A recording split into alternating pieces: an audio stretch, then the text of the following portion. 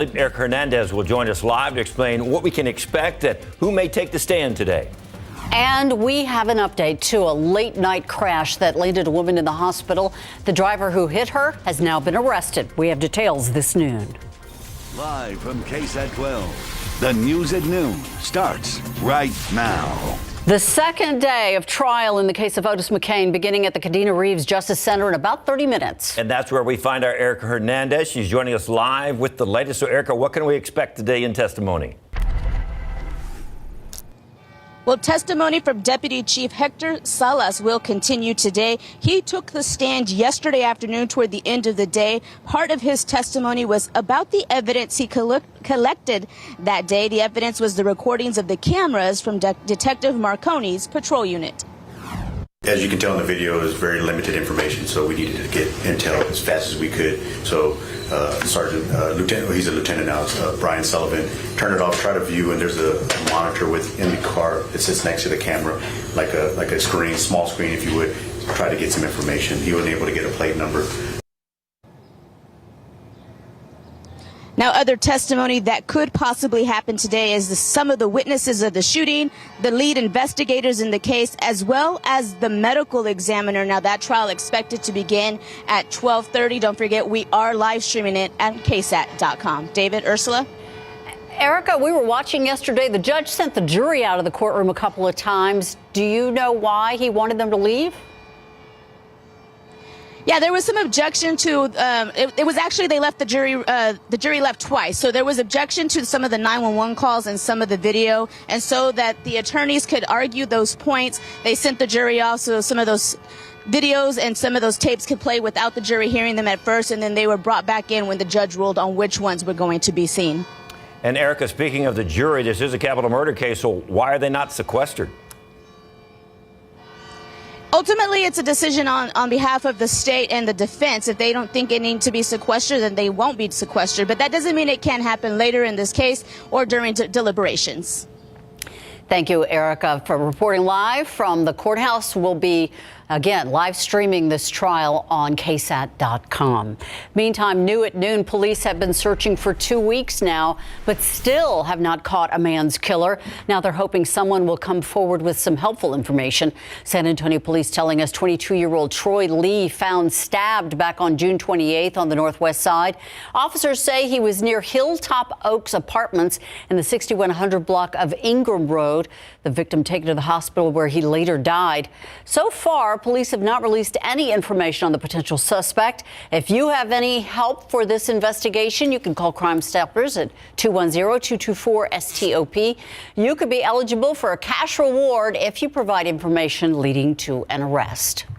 Let's get out with live cam outside. It looks like things are pretty calm right now, but there is something headed our direction from the southeast. Justin, what's going on out there? Yeah, the radar's getting a little more active this afternoon. We're seeing some showers and even some thunderstorms build up to our south and east, and these are working their way up I-37 towards the San Antonio area. So let's get right to the radar. You can see the activity sort of scattered here, stretching from Corpus up towards the Yorktown, Kennedy area, and now we're starting to see some development down in Atascosa County around Pleasanton. There's some lightning strikes there, so if you're watching us from Pleasanton, it could be a little bit loud right now.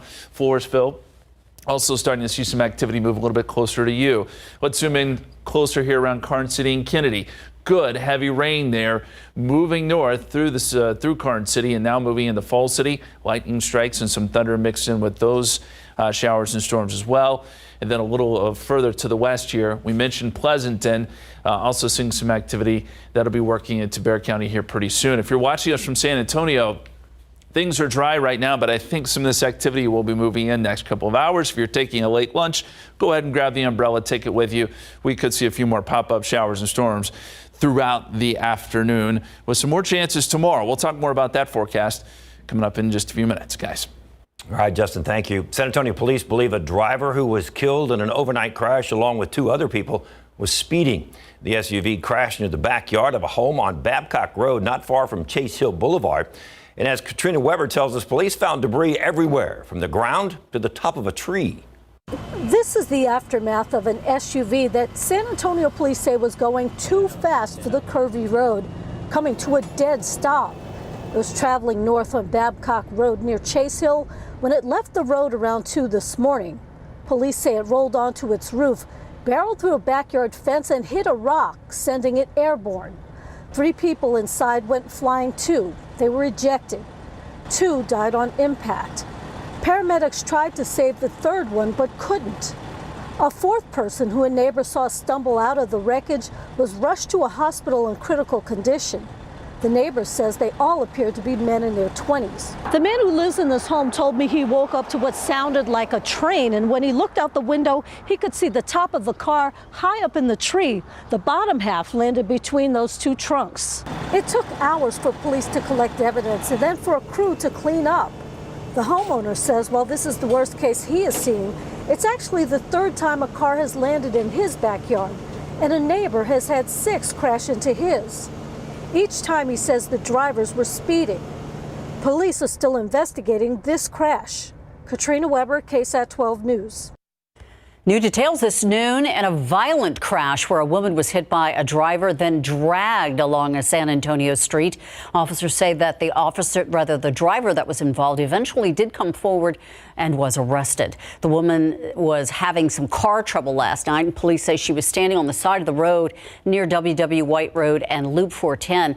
That's on the northeast side of town. According to officers, the suspect hit the car and then hit the woman. The driver took off. The victim was taken to the hospital. Officers say the driver in question, though, later went to a substation and turned themselves into police. That person was charged with failure to stop and render aid. Also new this noon, Texas lawmakers making national headlines as they battle over an elections bill. Democrats took off to Washington yesterday to avoid a vote on that bill.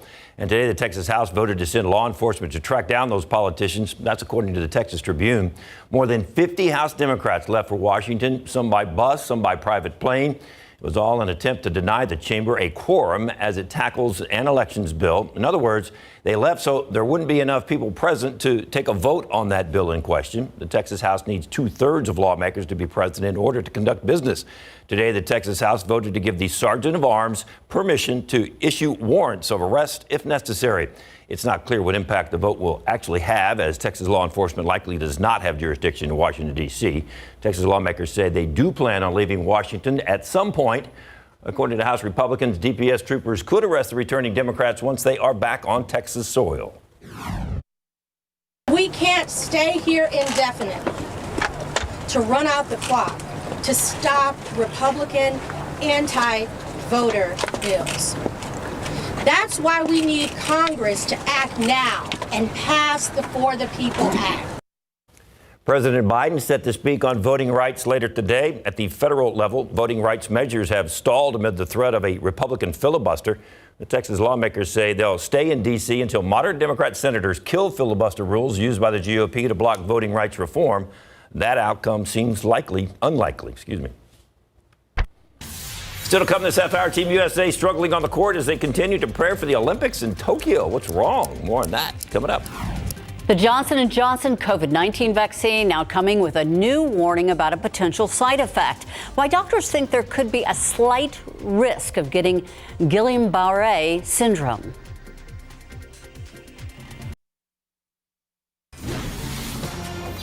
Now to the latest on the coronavirus pandemic. The FDA issuing a new warning about the Johnson & Johnson vaccine. Health officials are saying it could be linked to a rare neurological disorder. ABC's Rena Roy explains this comes as other drug companies continue discussing possible booster shots to protect against variants. Tom Gorman of New York got the Johnson & Johnson shot in March. A few weeks later, his legs were weak. Then he completely lost the ability to walk. I used to be very, very athletic, and now I'm confined to a wheelchair. Emergency room tests revealed he had Guillain-Barré syndrome, or GBS, which causes the immune system to attack nerve cells, causing muscle weakness, and in extreme cases, paralysis. And now the FDA warning the single-shot Johnson & Johnson vaccine may slightly increase the risk of getting that rare disease. We're still figuring out whether it's really related, but given that it's been shown with other vaccines, it's been shown with infections, it would not be surprised if it ends up being a real association. but a very, very rare one. The CDC investigating just 100 out of nearly 13 million doses, the symptoms showing up primarily in men aged 50 and older about 2 weeks after vaccination. According to officials, the syndrome has not been seen in people vaccinated with Moderna and Pfizer's mRNA shots, but still they stress the benefits of the Johnson & Johnson vaccine outweigh the risks. I'm pro-vaccine. I'm just one of the unfortunate ones that got the Guillain-Barré. Meantime, Pfizer pushing forward with a possible booster shot, meeting with the FDA to discuss the third dose on Monday to plan for the future. Dr. Anthony Fauci on CNN. We might need, as a matter of fact, at some time to give boosters either across the board or to certain select groups. This as hospitalizations increased by at least 20% in 12 states over the last 2 weeks. Health officials in Arkansas tell us most of the patients they're seeing are unvaccinated, and experts say that's really the case across the country, with the Delta variant spreading rapidly amongst those who have not gotten their shots. Rena Roy, ABC News, New York. Back outside with Live Cam, we're all calm and cool and just waiting for the heat and humidity, and all of a sudden, ooh, look out, here it comes. Yeah, we've got some showers and even a couple of thunderstorms on the radar. These are pretty quick moving. They're working their way towards Bexar County. We'll show you the radar here after the break. Very quickly, though, let's talk about the aquifer. Still going up. 1/10 of a foot to 670.6. That's a great number. We're in good shape there. And the pollen count, molds are low, pigweed is low. Still, though, there is a little bit of that Saharan dust in the atmosphere. Just a warning there. Again, we'll show you that radar and get you updated on your forecast coming up.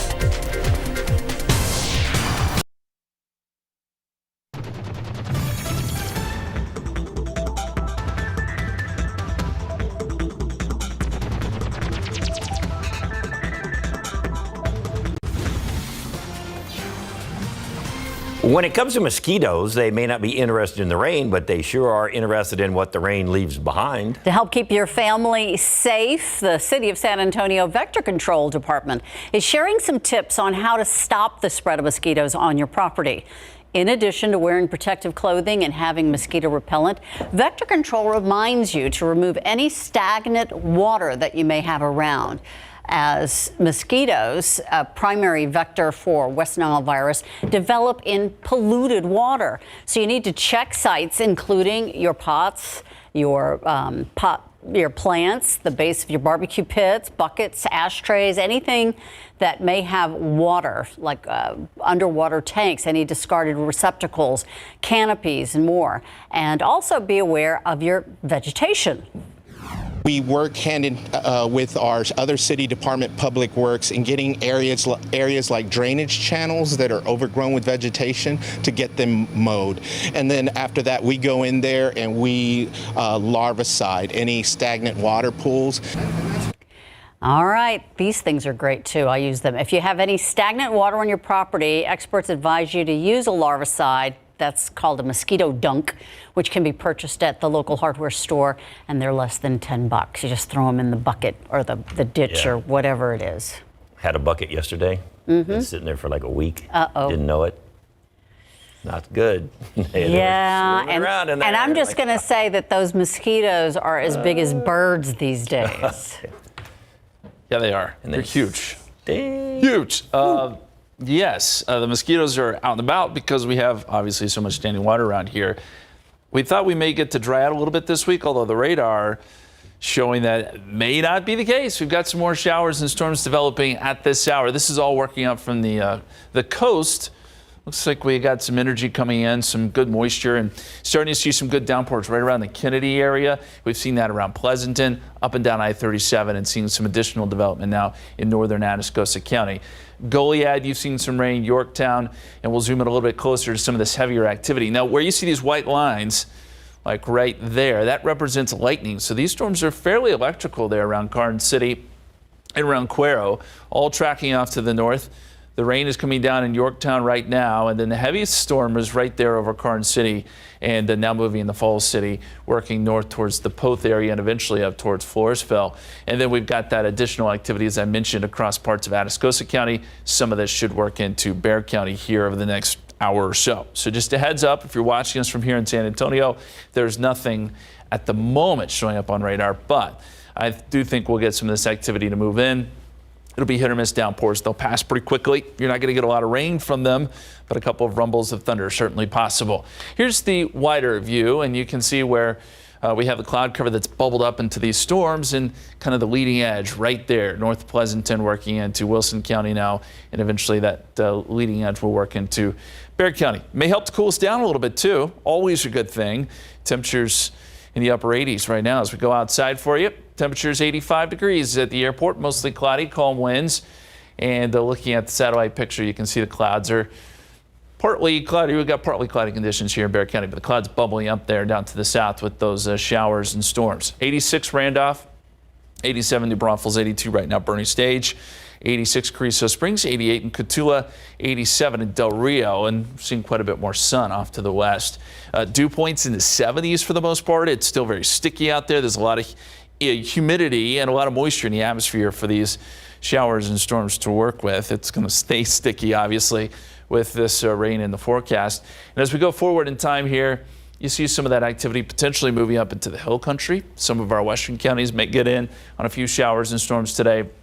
And then by 5, 6, 7 o'clock, these things are really starting to wind down. We lose the daytime heating, and we're just left with some partly cloudy skies tonight. Here's what the forecast looks like. We're going to put in a 30% chance of rain from now until about 3 o'clock. So we've upped the rain chances just a little bit. We should top out close to 90. Of course, it will feel hotter than that when you factor in that sticky humidity. Long term, we don't have high pressure over top of us. In fact, it's on the west coast and the east coast, and that's where temperatures have really been toasty. And there's no indication that we're going to get that heat high building over top of us. Stays off to our east and west. We don't have any real good trigger for rain, but as long as that high pressure is not over top of us, we'll have some slight chances to see some pop-up scattered to isolated downpours just like we're dealing with today. 30% chance today, 90, 20% chance tomorrow, also 90, 91 on Thursday, 92 Friday, 20% chance of rain. And I should mention we're going to see a little bit more of that Saharan dust work in Friday into Saturday. It's sort of dissipating today, may build back in a little bit by the weekend. And it does look like rain chances may try to taper off as we get into Sunday, guys. Thank you so much, Justin. The Cowboys just a week away from training camp and seriously starting to rebuild their defense. And a high school football preseason poll is already out from a very popular magazine. There you see it right there.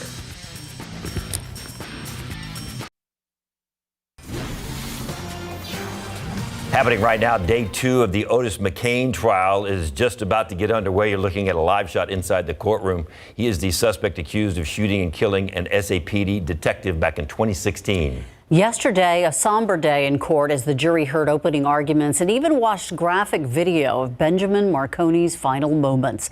We'll have coverage of today's developments throughout the day in a full wrap-up tonight at 5 and 6.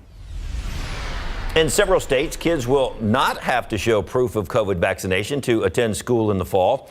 At least 7 states have enacted legislation that specifically forbids public schools from requiring vaccinations. Most states have introduced general legislation that limits requiring people to demonstrate COVID vaccination status.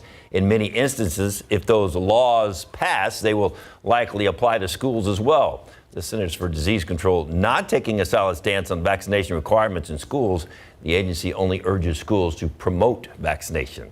South Korea banning high-tempo music and treadmills inside gyms in order to combat COVID.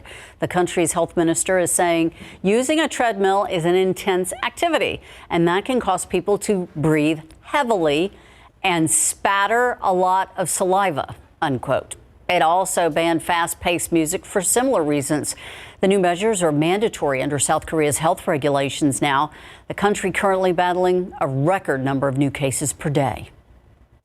The Drug Enforcement Administration is targeting fentanyl with a new operation. As ABC's Ike Adochi reports, the goal is to stop the dangerous drug from being trafficked across the U.S. borders.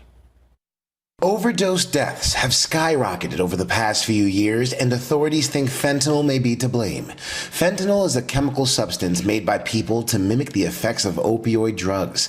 It's 50 times stronger than heroin and 100 times stronger than morphine. And because the drug is sold on the black market, the FDA can't monitor the contents of the pill. That means 1 in 4 fentanyl pills sold on the street might have a deadly dose of the drug. But now, the DEA has a new program called Project Wavebreaker that's been designed to stop the flow of fentanyl across U.S. borders. And the program has been successful. Of all the illegal man-made opioids seized by the DEA in 2020, 80% were seized by Project Wavebreaker. With this Medical Minute, I'm Ika Giacchi. Wildfires that burned homes and forced thousands to evacuate are burning across 10 western states now. The largest one in Oregon, still threatening California's power supply. Nearly 60 large active wildfires burning from Alaska to Wyoming. California's largest has prompted evacuations on both sides of the Nevada state line. The largest fire in the U.S. is called the Bootleg Fire. It's in Oregon. It remains out of control after burning an area nearly twice the size of Portland and disrupting power transmission lines to California. There is some good news, though. Forecasters say a heat wave over the West seems to be easing up in many areas. Outside with live cam, that seems to be one problem we don't have is being so dry. We have some wildfires because we got more rain on the way. It's been a wet July, and we do have some showers and storms on the radar. They're isolated to scattered around the area, but we're seeing some of that try to move into Bexar County now. So let's look at the radar. You see where the biggest cluster is there, coming out of Karnes County, going into Wilson County. This particular cell does have quite a bit of lightning with it, some good heavy rain. None of this is severe. We're not expecting severe weather today, but there have been some actually pretty decent rainfall totals coming out of that particular cell there. We'll zoom in a little bit closer. It's just made its way through Falls City. If you're in Karnes City, it's just starting to move out. There could be a little bit of street flooding there in Karnes City just based on the radar estimates. And now moving into Poth, some very good heavy rain that'll check up into Floresville here within the next 10 minutes or so. These are some of the rainfall estimates. Picking up a little bit over an inch, it looks like, in Karnes City with that heavier cell. That's possible in localized areas, but for the most part, this activity is not going to drop a whole lot of rain.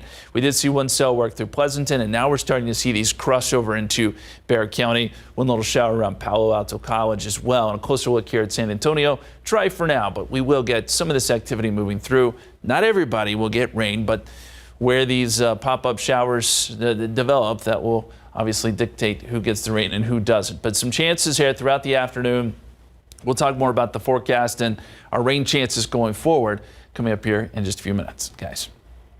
Thank you, Justin. The investigation continues into the assassination of Haiti's president. U.S. authorities are on the ground now. ABC's Marcus Moore has the latest from Port-au-Prince.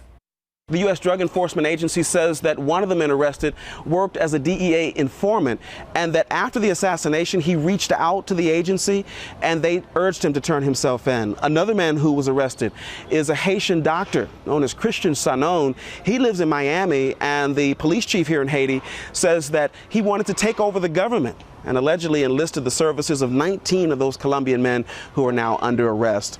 The assassination has left Haiti in a state of unrest, and the prime minister here has been urging people to stay calm, and he's also implored the U.S. government to send troops here. But President Biden so far has not committed to that. Instead, he's speaking out, saying that the people of Haiti deserve peace and security. Marcus Moore, ABC News, Port-au-Prince. Still to come, Americans are ready to spend money, but it'll be tough to stretch that dollar. Coming up, the reasons why you're noticing higher prices when you shop. Some fast food employees in Nebraska decided to quit their jobs, and it went viral in the process. We have details still ahead. And Boeing has a new headache because of its 787 Dreamliner, the new issue it's facing, and how it may affect airlines. Never miss a story. Watch live or when you want. San Antonio's latest news and weather, streaming free on KSAT TV.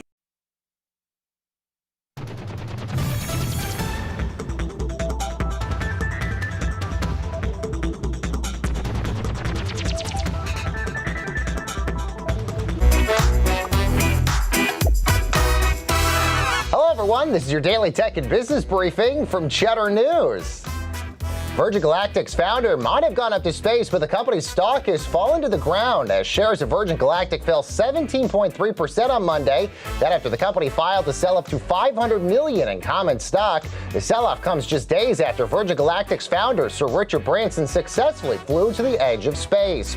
Meanwhile, the cryptocurrency hype might be coming to an end as the trading volume for the largest crypto exchanges fell more than 40% in the month of June. That according to data from Crypto Compare. The summer slump wrecked Bitcoin as it fell nearly 8% over the last month.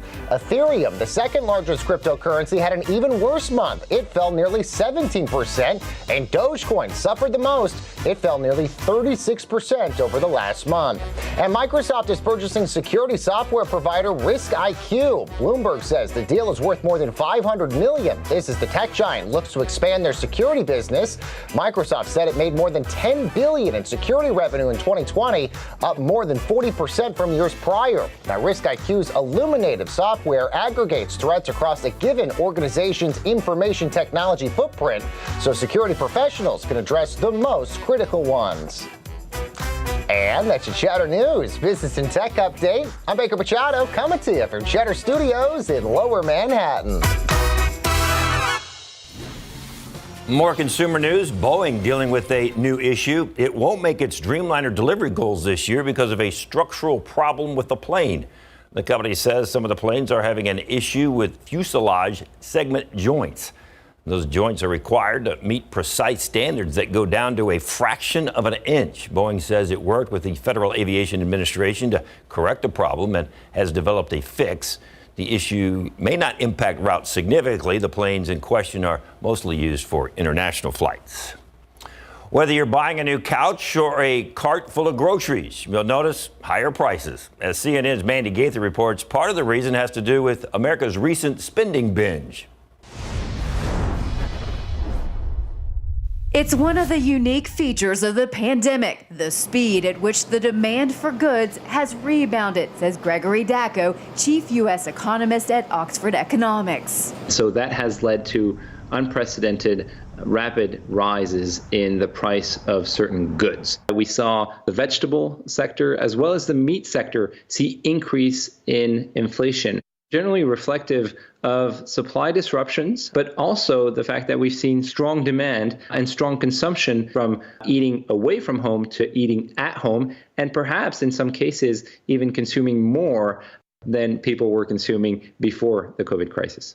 Dacko says Americans have shifted some spending patterns toward getting more goods, including sports equipment, exercise equipment, and furniture, a rise that he says wasn't necessarily anticipated. Dacko says a combination of more vehicles on the road paired with the desire to travel more locally led to an increase in demand for gas, higher energy price inflation. Prices for cars are up too.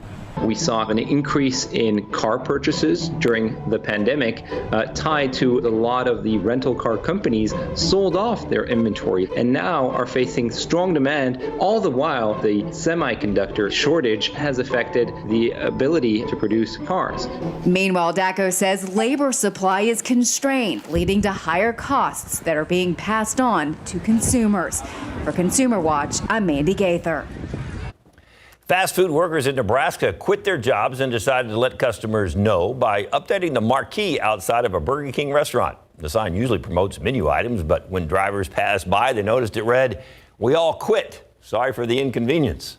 Workers say 9 employees quit around the same time, and they thought it would be funny to change the display. I didn't think anybody was really going to notice it because we had just did one sign. And then it went pretty crazy on Facebook, and I got a call from my upper management, and they told me I needed to take it down. That's, it was like right at the beginning of lunch, and I was like, I don't have time to do that. We're short-staffed. Yeah, they noticed. Although they joked about the sign, there were serious consequences. One employee was fired. The former worker says the restaurant has trouble keeping employees and has been short-staffed for some time. That's one way to advertise for workers. At least you know there's openings there. Don't know if that's the best way, but no, one way. Yeah. Look, the sun's out in San Antonio, but I guess it's raining Might be raining here in a couple hours. Yeah, there's some spotty showers and a couple storms trying to work their way in. Not everybody in San Antonio or Bexar County is going to get rain, but we're watching some of this activity work in at this hour. So far, we've made it up to 85. 73 was the low this morning. Look at the record high, though, 107. That was set just last year to show you how bad it could be. Temperature's actually pretty nice for July. We're going to take a closer look at that radar for you coming up.